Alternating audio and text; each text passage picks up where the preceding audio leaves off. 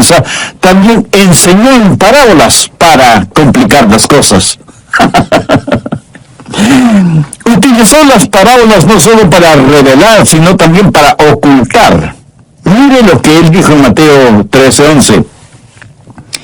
Él respondiendo les dijo: porque a vosotros os es dado saber los misterios del reino, mas a ellos no les es dado. Y hoy vamos a estudiar la parábola que encontramos en el verso 33. Otra parábola les dijo: el reino de los cielos es semejante a la levadura que tomó una mujer y escondió 3 medidas de harina hasta que todo fue leudado. Bien, ¿de qué se trata todo esto? Creo que esta parábola es una de las más malentendidas de las 7 parábolas. Recuerden que la levadura es lo que se pone en la masa para que crezca. Ahora, la interpretación normal o general que se hace de esta parábola difiere totalmente de la enseñanza bíblica. ¿Cuál es la interpretación generalizada? Que la levadura es el Evangelio, la mujer es la iglesia, y que la masa representa todo el mundo, que debemos predicar el Evangelio en todas partes hasta que todo el mundo conozca del Señor Jesucristo. O sea, hasta que todo el mundo haya sido leudado con el Evangelio. Ese es nuestro trabajo, nuestro gozo y nuestra responsabilidad, y un día de estos lo lograremos. Ahora, ¿por qué esta interpretación no es la correcta? Lo que voy a decir a lo mejor le sorprenderá o le molestará. Primero, porque la Biblia no enseña que todo el mundo vaya a ser alcanzado con el Evangelio de Jesucristo. De hecho, la Biblia enseña lo contrario. Enseña que en los últimos días habrá muchísima maldad e incontrolable rebelión. Veamos lo que dice Mateo 24:3. Y estando sentado en el monte de los olivos, los discípulos se le acercaron aparte, diciendo: dinos, ¿cuándo serán estas cosas? ¿Y qué señal habrá de tu venida y del fin del siglo? Al contestarles, Jesús va a mirar a través del corredor del tiempo. Y desde el verso 4 tenemos su respuesta. Respondiendo Jesús les dijo: mirad que nadie os engañe, porque vendrán muchos en mi nombre diciendo: yo soy el Cristo. Ya muchos engañarán. Y oiréis de guerras y rumores de guerras. Mirad que no os turbéis, porque es necesario que todo esto acontezca, pero aún no es el fin.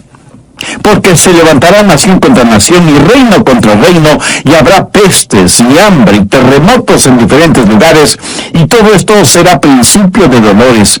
Entonces os entregarán a tribulación y os matarán, y seréis aborrecidos por todas las gentes por causa de mi nombre. Muchos tropezarán entonces y se entregarán unos a otros, y unos a otros se aborrecerán. Y muchos falsos profetas se levantarán y engañarán a muchos. Y por haberse multiplicado la maldad, el amor de muchos se enfriará. Mas el que persevere hasta el fin, éste será salvo. Y será predicado este evangelio del reino en todo el mundo, para testimonio a todas las naciones, y entonces vendrá el fin. El evangelio será predicado en todo el mundo, pero la masa no va a ser cambiada. Y en esta epístola, el apóstol Pablo reitera que los últimos días serán días muy peligrosos. La Biblia no enseña que la levadura sea el evangelio, o que la mujer sea la iglesia, o que las 3 porciones representen el mundo. La Biblia no enseña eso, ni la experiencia tampoco. Quiero decir, después de más de 2000 años de predicación del evangelio, lo que vemos es una inmensa ola de odio, de violencia, de incredulidad, de apostasía, de cultos falsos. Si usted no conoce su Biblia, si usted piensa que esta parábola enseña que al final evangelizaremos a todo el mundo sin que sea cierto, esto pudiera ser motivo de desánimo para usted. Hasta podría pensar que la Biblia no es la verdad. Pero el Señor no quiere que estemos desanimados, porque cuando nos desanimamos, comenzamos a dudar y a desesperarnos. ¿Qué es lo que el Señor nos enseña claramente en la parábola del sembrador? Que no hay nada de malo con la semilla. Que el problema es con el terreno. No toda tierra es tierra fértil. No todos van a creer y aceptar el Evangelio. En la otra parábola, hasta el mismo tiempo de la siega, el trigo y la cizaña crecieron juntos. La cizaña o hierba mala, o sea, el cristianismo falso, crece mucho mejor junto al cristianismo verdadero. Y en la parábola del grano de mostaza, la semilla que se transformó en un árbol gigantesco en cuyas ramas se anidan las aves diabólicas, representa la corrupción del cristianismo. Repito, la Biblia me enseña que el Evangelio, aunque predicado en todo el mundo, será aceptado por todo el mundo. ¿Por qué? Porque hijos e hijas de Dios seguimos siendo un pequeño rebaño. Somos la minoría, y esto debemos recordarlo siempre. El Evangelio nunca fue dado para salvar a la civilización de la destrucción. El Evangelio fue dado para salvar al hombre de la destrucción de la civilización. Si usted no interpreta adecuadamente esta parábola, se quedará confundido. Hay tres cosas básicas en esta parábola que debemos entender. Primero, el pan que es horneado. En Mateo 13:33, ¿cuál es el significado de las 3 medidas de harina? Jesús no da ninguna explicación al respecto, así como no lo hizo con la parábola del grano de mostaza. Pero nos da cierta información para que utilicemos nuestra mente y encontremos el significado del resto de las parábolas. ¿Cuál es el pan que fue horneado? ¿Qué significan las 3 medidas de harina? Si usted conoce el Antiguo Testamento como esos judíos seguramente lo conocían, sabe que ellos inmediatamente reconocieron esas 3 medidas de harina. Abraham, que fue el padre de los fieles, la estrella más brillante en el cielo hebreo, estuvo un día en un lugar llamado el encinar de Mamre, y allí le visitaron 3 ángeles, quienes le informaron que Dios iba a hacer un pacto con él. Cuando Abraham se dio cuenta que sus huéspedes eran ángeles, algo le dijo a su esposa Sara. Génesis 18:6. Entonces Abraham fue deprisa a la tienda de Sara y le dijo: toma pronto 3 medidas de flor de harina y amasa y haz 3 panes cocidos debajo del rescoldo. En otras palabras le dijo: Sara, tenemos 3 ángeles como huéspedes y deseo que hornees 3 panes para ellos. Aquí no se menciona la frase sin levadura. Sencillamente dice 3 medidas de flor de harina. Otro personaje bíblico fue visitado por un ángel. En el libro de Jueces leemos: y entrando Gedeón preparó un cabrito y panes sin levadura de un efa de harina. Gedeón, viendo que su huésped era un ángel, amasó y horneó panes para su visitante. Con Abraham fue 3 medidas de harina. Con Gedeón fue panes sin levadura. En el Antiguo Testamento, y de acuerdo a leyes levíticas, los judíos ofrendaban al Señor y esa ofrenda consistía de 3 medidas. Veamos algunos versículos al respecto. Números 15:9. Ofrecerás una ofrenda de 3 décimas de flor de harina amasada con la mitad de un hin de aceite. En la Biblia, el aceite representa al Espíritu Santo. Veamos ahora Levítico 2, los versos 4 y 5. Cuando ofrecieren ofrenda cocida en horno, será de tortas de flor de harina sin levadura, amasadas con aceite. Lo que tenemos aquí es un pan bendito que traerá satisfacción al corazón y la mente de Dios. Y cuando Jesús habló a esos judíos acerca de las 3 medidas de harina, ellos inmediatamente pensaron en Abraham y cómo atendió a sus huéspedes celestiales. Jesús también hizo referencia a este asunto cuando, en el Nuevo Testamento, contó la parábola del hombre que recibió la visita de un amigo por la noche y no tuvo nada para ofrecerle para que coma. Así que fue donde su vecino para que le prestara 3 panes. ¿Qué es lo que representan esos 3 panes? Representan al Espíritu Santo. En Mateo 7:11, Jesús hizo referencia al hecho de que si nosotros, siendo malos, damos cosas buenas a nuestros hijos, o a veces a nuestros vecinos, el Padre Celestial siempre da cosas buenas a los que le pidan. Así que la idea de ese pan es que es un pan bendito. Y habla de la comunión y compañerismo con Dios y con los hombres, porque el compartir del pan sin levadura ha sido un símbolo y emblema de la comunión con Dios desde la institución de la Pascua en el Antiguo Testamento hasta la cena pascual en el Nuevo Testamento. Jesús compartió pan con sus discípulos durante la última cena y él mismo se identificó como el pan de vida. Recuerda la parábola del trigo y la cizaña. El trigo es representativo de los hijos de Dios, la buena semilla. ¿Qué es el pan? Podríamos decir que es trigo que ha experimentado la muerte, que ha sido molido, quebrantado y pasado por fuego, y aunque pueden mezclarse con otros granos molidos, forman una sola masa con la cual se hará el pan. Los creyentes genuinos somos, por así decirlo, el trigo de Dios, la semilla de Dios. Y hemos sido cosechados, limpiados, molidos, cernidos, pasados por fuego, horneados, para que podamos ser como pan apetecible y nutritivo. Y en conjunto somos la iglesia, la comunión de los santos con Dios. Segundo, la levadura latente. La ama de casa va a la cocina y pone levadura en 3 porciones de la masa. La levadura en la Biblia no es símbolo de lo bueno, sino de aquello que es malo. Representa lo malévolo que trabaja lentamente dentro de nosotros. La levadura trabaja silenciosamente. Nadie la detecta, pero es real. Causa fermentación. La masa se hincha y trabaja mucho mejor en condiciones o medio ambiente abrigado. Cuando los oyentes de Jesús le oyeron hablar de las 3 medidas de harina, pensaron en la ofrenda de Abraham en el Antiguo Testamento. ¿Por qué? Porque pensaron en la Pascua y cómo debían tomarla.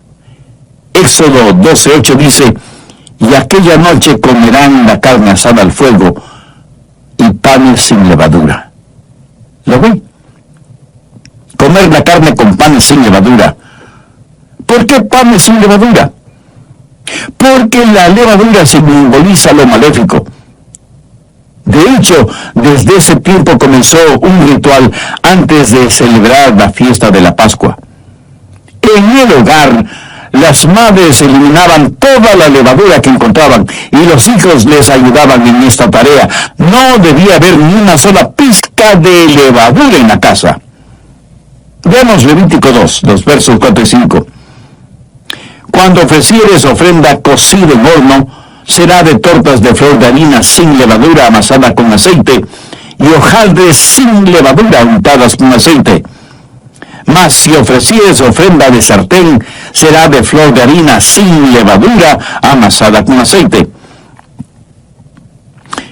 Con esto en mente, uno puede entender lo que Pablo escribió a la iglesia mundana de Corinto, que a pesar de vivir en pecado, sus miembros estaban orgullosos de tener una mente abierta.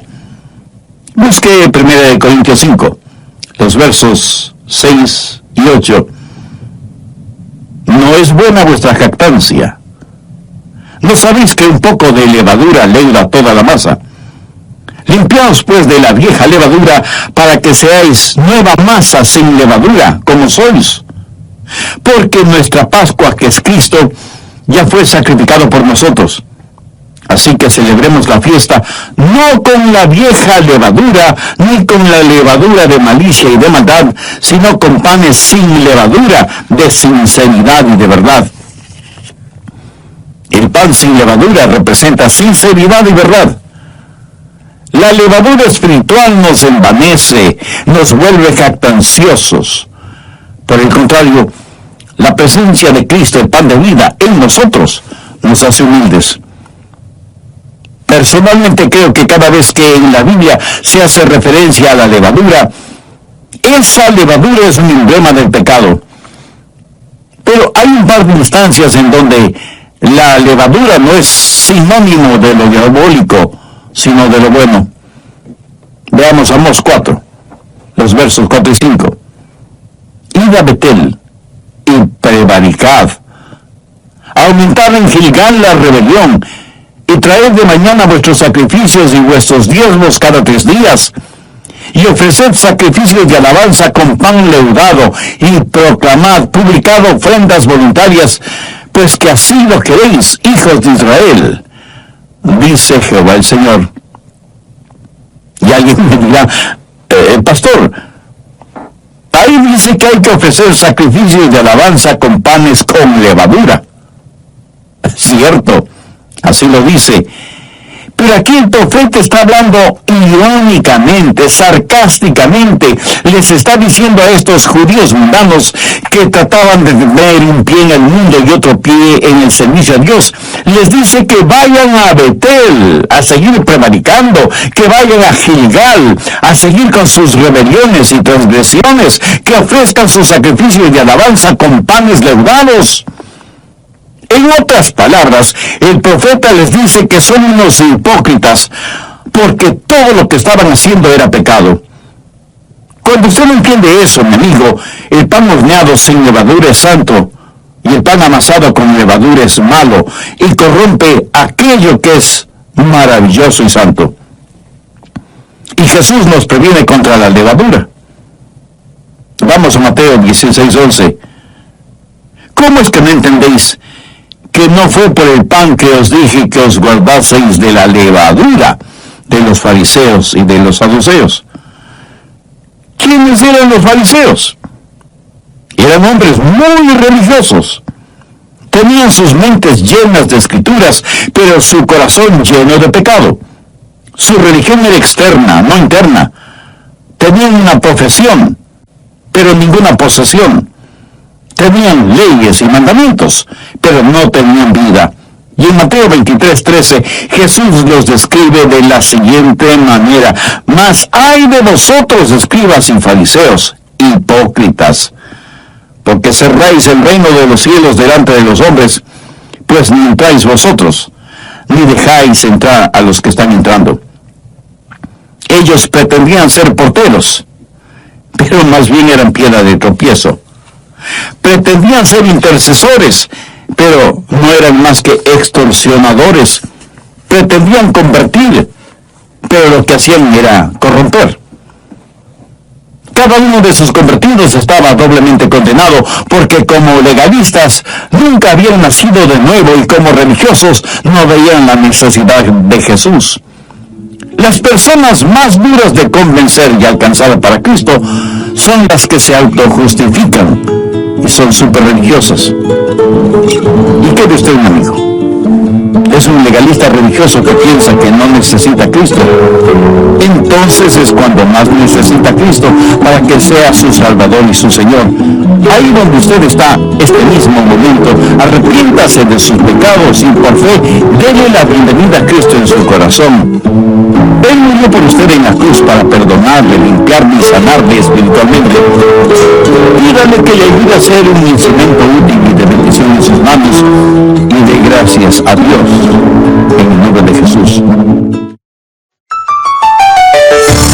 Herodes fue un monarca libertino, buscador del placer. Vivió en la opulencia y a él no le importaba ni el legalismo ni el liberalismo de los judíos. ¿Qué le importaba? Él simplemente quería satisfacer todas sus necesidades. Fue un amante del placer antes que de Dios. Ahora, permítame hacer una pregunta.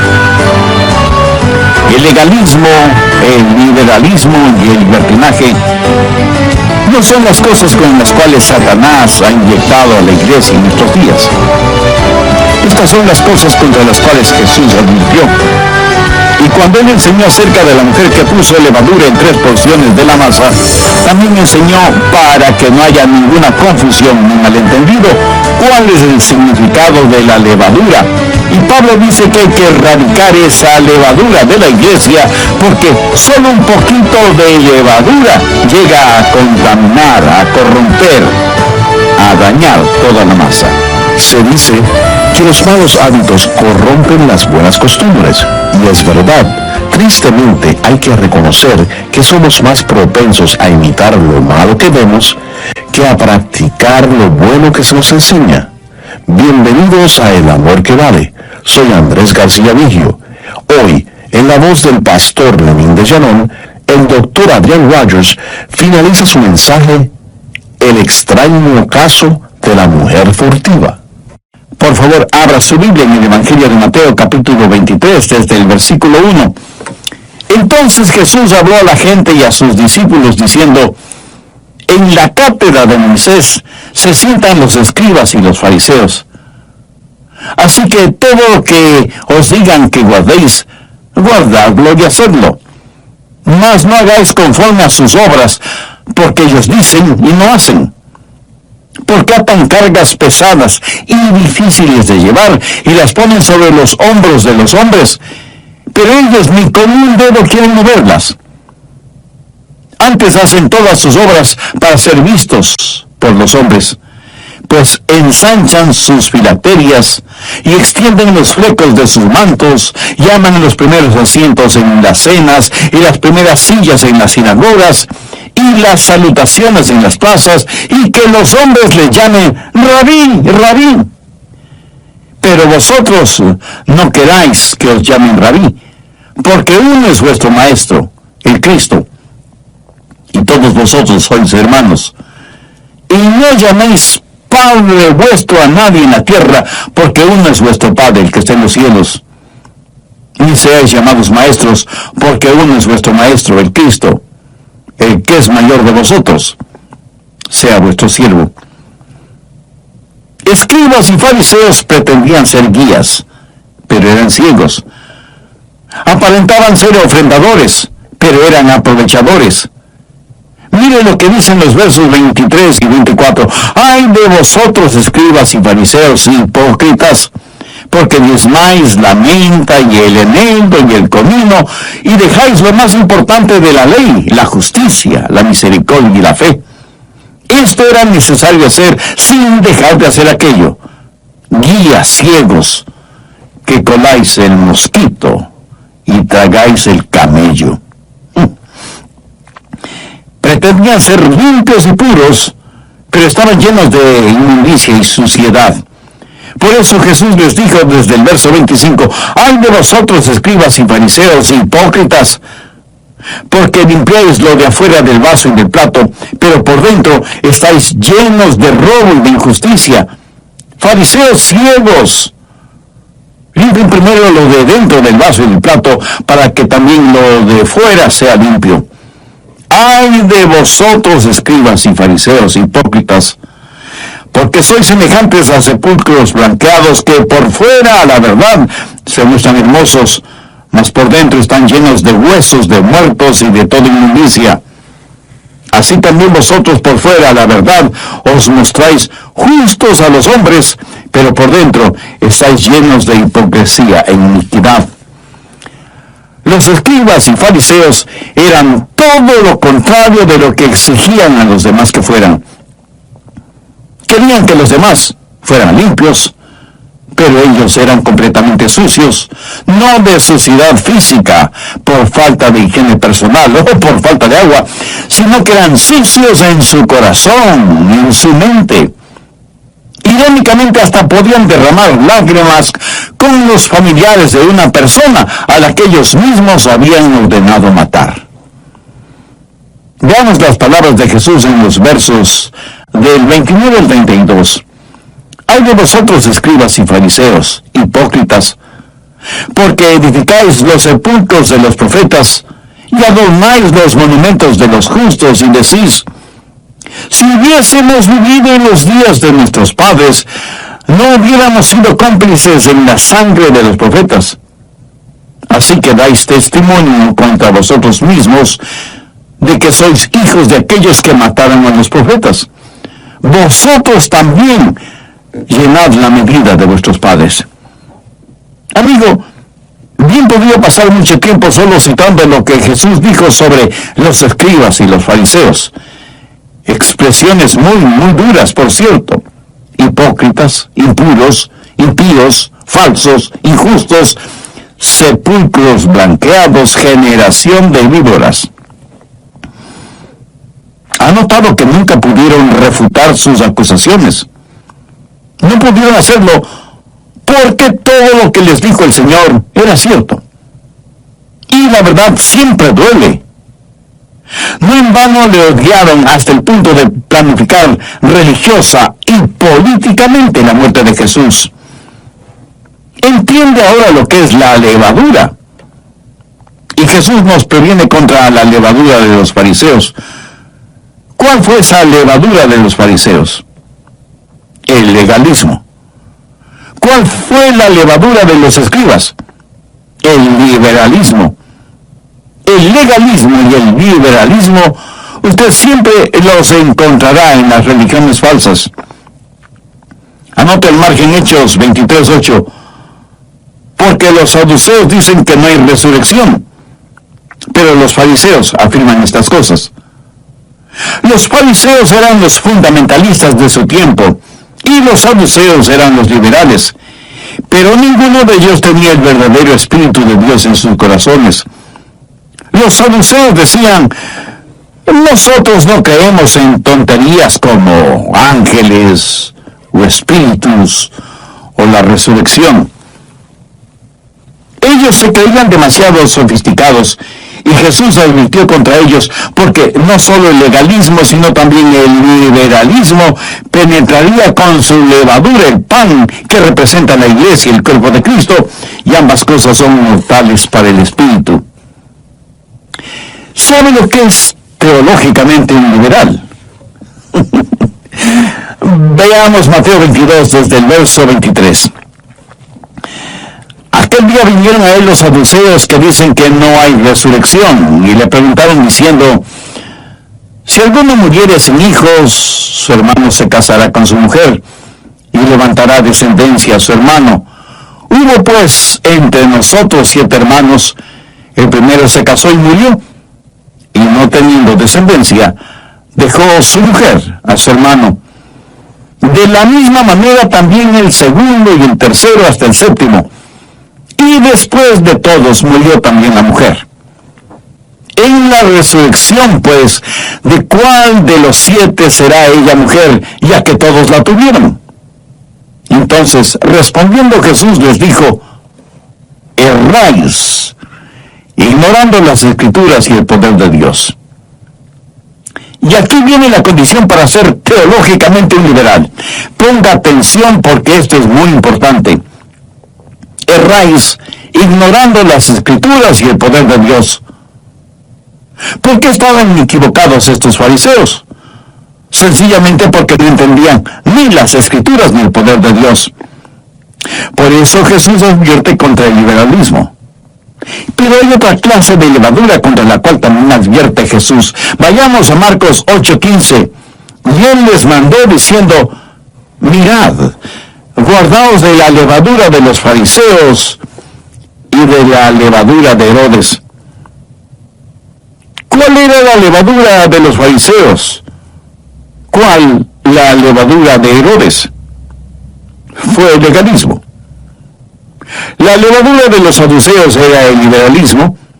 La levadura de los fariseos y de Herodes era el liberalismo, en el sentido de libertinaje, de desenfreno, de creer que uno tiene libertad para hacer lo que se le dé la gana hacer, no solo en el plano mundanal, sino también en el plano espiritual. Verá, Herodes fue un monarca libertino, buscador del placer por el placer. Vivió en opulencia, y a él no le importaba esto del legalismo o el liberalismo. Esa levadura de la iglesia, porque solo un poquito de levadura llegará a contaminar, a corromper, a dañar toda la masa. Bien, el pan horneado sin levadura representa la comunión de Dios con el hombre. Nosotros somos ese pan. La levadura trabaja en la masa lenta y silenciosamente. La esponja le hace crecer.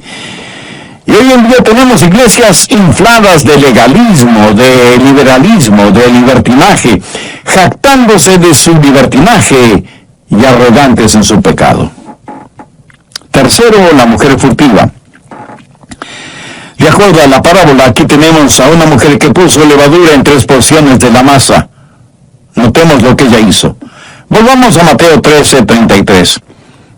Otra parábola les dijo: el reino de los cielos es semejante a la levadura que tomó una mujer y escondió en 3 medidas de harina.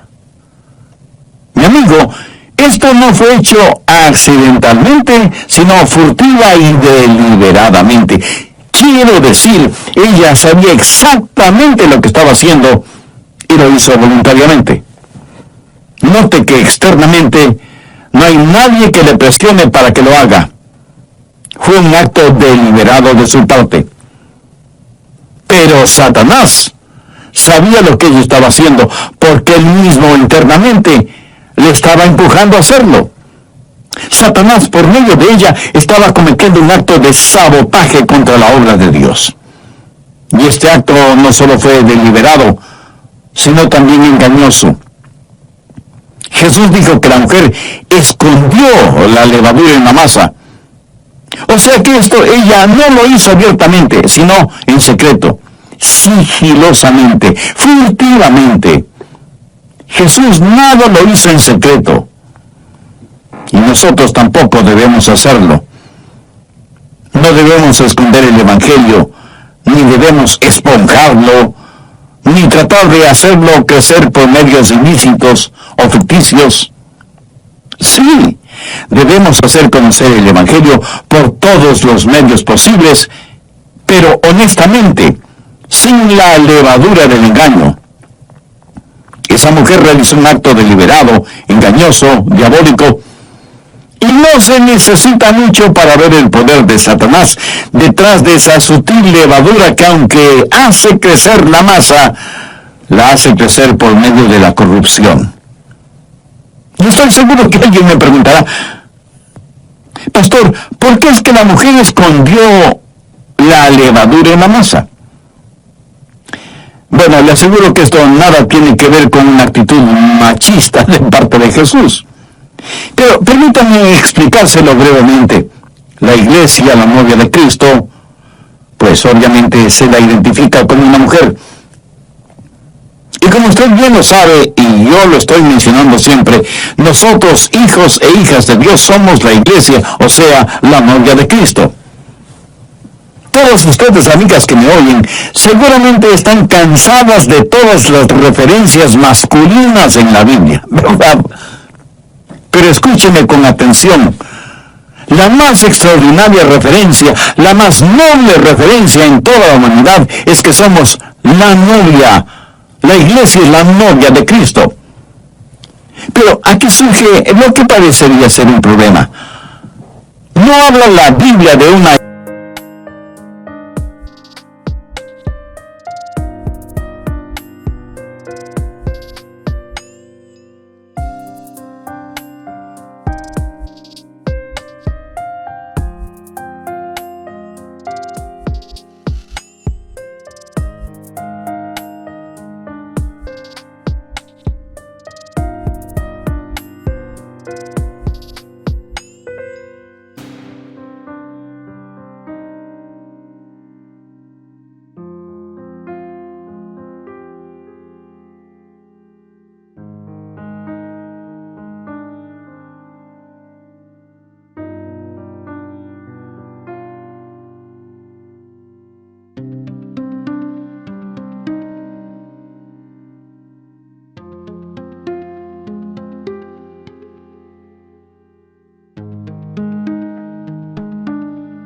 iglesia falsa de una prostituta cuando aparece una mujer haciendo algo equivocado y malévolo en las páginas bíblicas.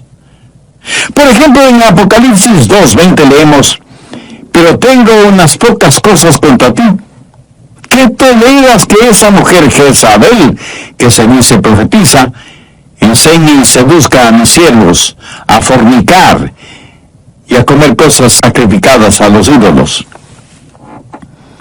La mujer furtiva de la parábola de Mateo 13 es la novia del diablo y representa a la iglesia falsa.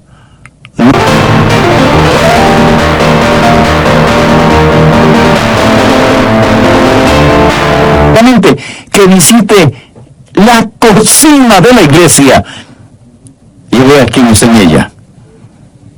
Y no se deje impresionar por sus glándulas gustativas.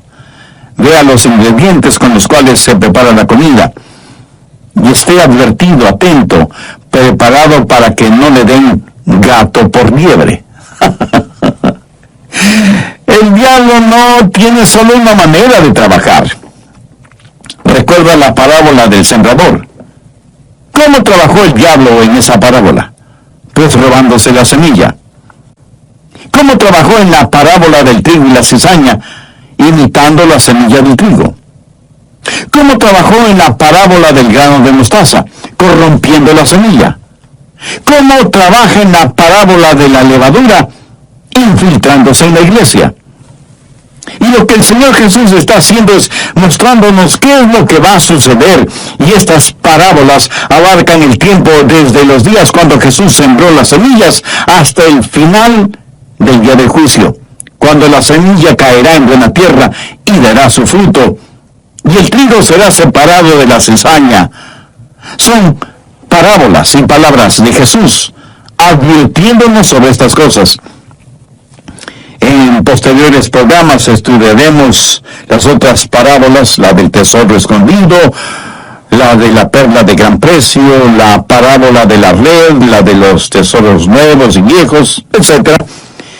Y cuando terminemos de estudiarlas, estoy seguro que usted mirará retrospectivamente y dirá, la Biblia es maravillosa.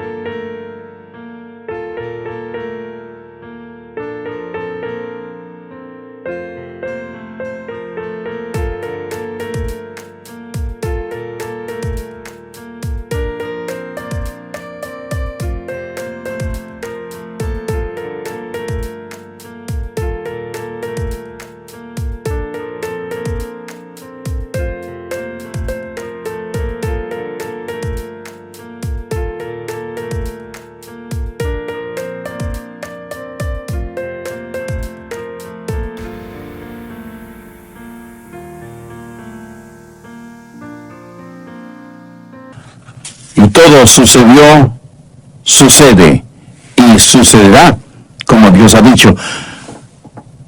Mi amigo, usted no va a tener falsas expectativas, y al no tener falsas expectativas, usted no será desilusionado, y si no es desilusionado, no tendrá dudas, y si no tiene dudas, no caerá en la desesperación, sino que dirá, ¡aleluya!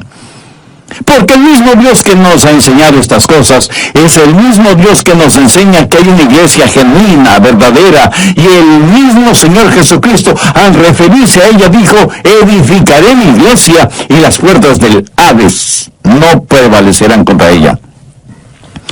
Es mi profundo anhelo y deseo que este mensaje, el Espíritu Santo de Dios lo selle, no solo en su mente, sino también en su corazón, y que Dios nos ayude a cada uno de nosotros, si en verdad somos sus hijos e hijas, nos ayude a ser miembros puros y consagrados de su iglesia.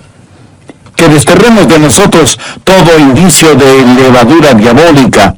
Que anhelemos ser buena tierra para que la semilla sembrada por el divino sembrador dé el fruto que debe dar.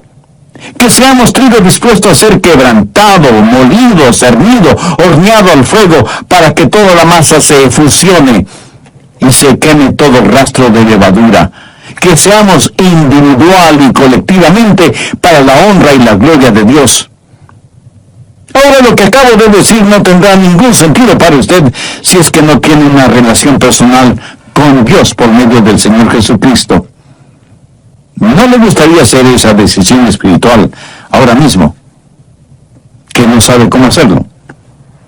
Bueno, repita conmigo la sencilla oración que voy a orar para que le sirva de guía. Pero usted ore con sus propias palabras, ore en voz baja o en voz alta o silenciosamente si así lo quiere. Orar a Dios no es cuestión de volumen ni de oratoria, porque Dios conoce los deseos y las intenciones de nuestro corazón. Pero ore con fe, con sinceridad, depositando toda su confianza